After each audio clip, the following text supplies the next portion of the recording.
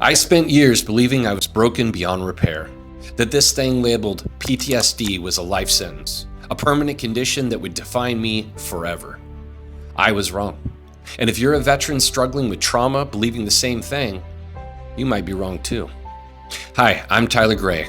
I'm a soft veteran who nearly lost my right arm in combat and fell into a dark spiral of self-destruction and prescription drug use after medical retirement. The pain meds, Klonopin, Adderall, antidepressants, you name it, I've tried it. I've been in the trenches of what doctors simply labeled PTSD. But today, I'm going to tell you why that diagnosis is, at best, incomplete, and why the standard treatments often fail. And, most importantly, I'm going to share exactly how I found my way back. Not to who I was before, something better, something real. This isn't about quick fixes or miracle cures. This is about the real work of healing, the strategies that actually made a difference for me and countless others that I've worked with. So, let's get into it. Before we dive in, I want to be clear about something. I'm not a doctor nor a therapist. Hell, I never even went to college. What I am is a soft veteran who's walked this path. What I'm sharing today comes from my personal experience, from years of trying to heal myself, as well as my extensive research for my book, Forged in Chaos, as well as conversations with hundreds of veterans over the years. My journey with trauma began years ago, but the pivotal moment was when an operation in Iraq went sideways. What should have been routine turned catastrophic in microseconds. After an explosion, my right arm was barely attached, and my military career was over, just like that. But the physical injury was just the beginning. What followed was much worse. The endless pain medications that led to dependency, the Adderall that was supposed to help me be focused, became another addiction. The sleepless nights, the rage that came seemingly out of nowhere. The military had prepared me for combat, but not for what comes after. Not for becoming a civilian overnight. Not for the war that follows you home. For years, I tried the standard approaches. The VA prescribed me medications that turned me into a zombie. Therapy sessions where I repeated the same stories without feeling any relief. Support groups where we were repeatedly sharing those same stories and our issues, but never learned any healing strategies. All the while, I was fighting a battle with prescription drugs that no one had even warned me about. So here's problem number one with how we approach combat trauma: the PTSD diagnosis itself.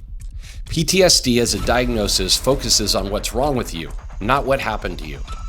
It also assumes a normal baseline, one that is not conditioned for chaos or extreme stress and trauma.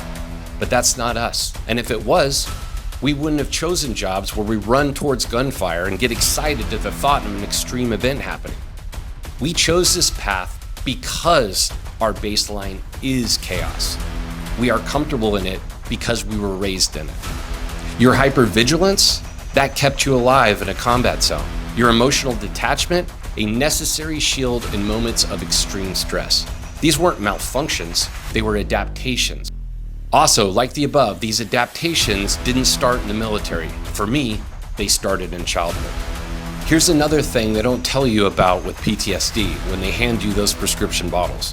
Those medications that are supposed to help you can become their own trap. The pain meds I needed for my arm led me down a path to addiction I never saw coming.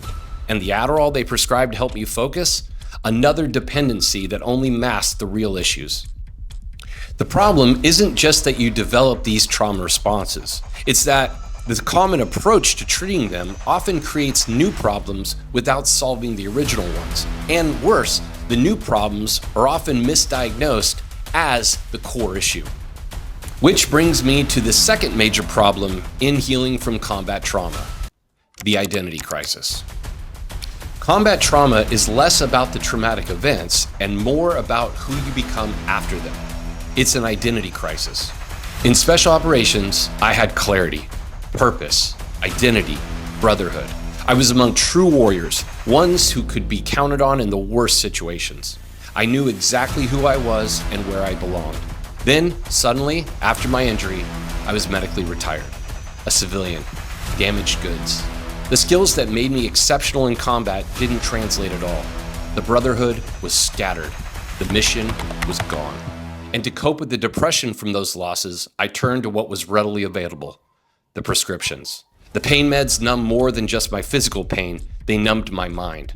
The Adderall became a replacement for the adrenaline I was used to. I was self-medicating my identity crisis. This identity fragmentation is rarely addressed in traditional PTSD treatment, but it's often a core issue. You're not just dealing with trauma symptoms, you're trying to figure out who you are now when the thing that defined you is gone. And when you lose that core identity as a warrior, as someone with a clear mission, it leads to our third obstacle to healing. Combat exposes you to the extremes of human experience: life and death, heroism and horror, purpose and chaos. It changes how you see everything. When you return to civilian life, especially after a career-ending injury, the things everyone else worries about seem trivial. The things they celebrate feel empty.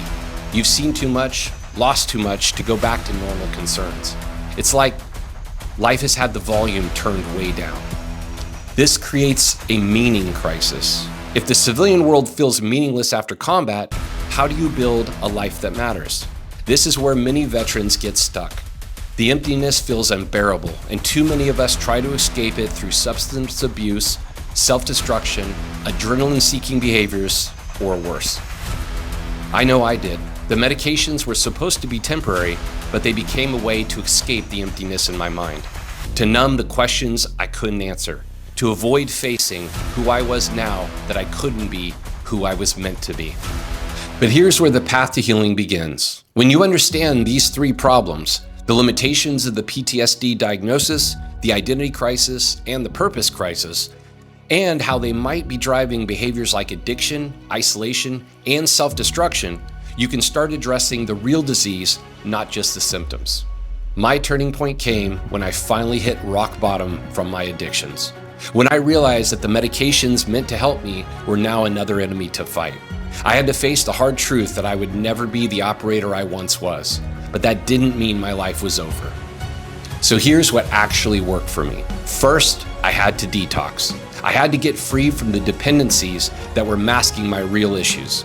Your addictions aren't the problem, they were a bad coping habit. That was its own battle, harder than any combat mission I'd ever been on. But it was necessary to try and feel again, to think clearly again. Second, I accepted that I would never be the same person I was before combat and before my injury. That operator is gone. But that doesn't mean I couldn't build something better, something more resilient, something authentic. Third, I shifted from seeing trauma as something to overcome to seeing it as something I had to integrate. My experiences, all of them, including the addiction, are part of who I am. The goal isn't to erase them, but to find ways to carry them that don't crush me. Fourth, I discovered that healing happens in community. Not just any community, but circles of trust where you can be fully seen and accepted. For me, that included other veterans who understood the unique challenges we face, but also civilians who were willing to listen without judgment. Finally, and most importantly, I found that my pain could become my purpose. By sharing my story in my book, Forged in Chaos, and connecting with other veterans, I discovered that my worst experiences, the injury, the addiction, the loss of identity, could become a light for others. So, what does this look like in practice? Well, here are some specific strategies that made all the difference for me. Again, 1, getting clean. I can't stress this enough. If you're dependent on medications, especially those that were prescribed to you, please seek professional help to detox safely. Another one is alcohol. I know it's hard, but drinking is, I honestly think, the worst thing for the veteran community. You can't solve your issues unless you're sober. Trust me on this one. I've tried to cheat and it just doesn't work. The clarity that comes after sobriety is essential for real healing. I've been medication free for 2 years now, and that freedom is non-negotiable for me. Far as treatment facilities, I personally recommend Warrior's Heart. If you are struggling with sobriety or addiction, please give them a call. Number 2, body-based interventions. Trauma lives in the body as much as it lives in the mind. For me, rebuilding my physical strength, especially in my injured right arm, became a metaphor for rebuilding my life. Regular physical activity, breath work, and somatic therapies helped me when talk therapy couldn't reach the deepest parts of my trauma. 3. Narrative work, finding ways to tell my story. Not just what happened, but what it meant and how it changed me. For me, writing Forged in Chaos was part of this process. It helped me make sense of the seemingly random suffering and find the thread of meaning running through it all. For you, try writing a daily journal. My book came directly from my personal journal. 4. Creative expression as a means of healing. My work in writing and directing has become more than a career. It's a form of therapy. Creating stories and bringing them to life allows me to transform my experiences into something meaningful. Finding your creative outlet, whatever that might be, can be incredibly healing. 5. Relationship as an anchor. Building a stable, healthy relationship has been transformative for me. Having someone who accepts all parts of me, the wounded veteran, the recovering addict, the creator, provides a foundation that makes everything else possible. It's not about codependency, it's about shared growth. 6. Purpose beyond self. Discovering ways to serve that align with my new identity rather than trying to recreate my military service helped immensely. Using my experiences to help others facing similar battles, whether through my book, my films, or direct mentorship, has truly changed my life. These aren't quick fixes, they're practices. Daily commitments to building a life worth living, even with the wounds you carry, both visible and invisible. For more strategies, check out my book, Forged in Chaos. And let me be clear about something. Healing from combat trauma doesn't mean you'll never have symptoms again. It doesn't mean you'll forget what happened or who or what you lost. It means you build a life where those experiences are part of your story, but not the whole story. Today, I'm not just surviving, I'm thriving. I write and direct things I'm passionate about. I'm in a stable, loving relationship that grounds me. I'm completely free from the medications and substances that once completely controlled me. And I've written a book that I hope will light the way for others. My life now isn't what I imagined when I was in the military, but in many ways, it's richer, more authentic, and more purposeful than I ever could have dreamed. If what I've shared today resonates with you, there are 2 things I hope you'll consider doing. First, connect with me on this journey. Subscribe to this channel where I'll be diving deeper into each of these strategies and sharing conversations with other veterans who found their way forward, not just to recovery, but to a life that's truly worth living. Secondly, if you're ready to explore these ideas more deeply, my book, Forged in Chaos, launches on July 15th.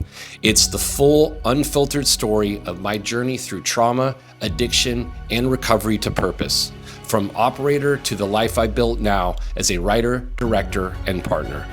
I wrote it for myself, but I published it for you. It's for anyone and everyone who needs to know that they're not alone in this fight. The link for pre-orders is in the description below. For those who do pre-order, I'm hosting a private virtual event after the release where we continue this conversation in a more intimate setting where you will be able to chat and ask questions with me in real time. Remember, you carried your brothers and sisters in the worst moments of combat. You never left them behind.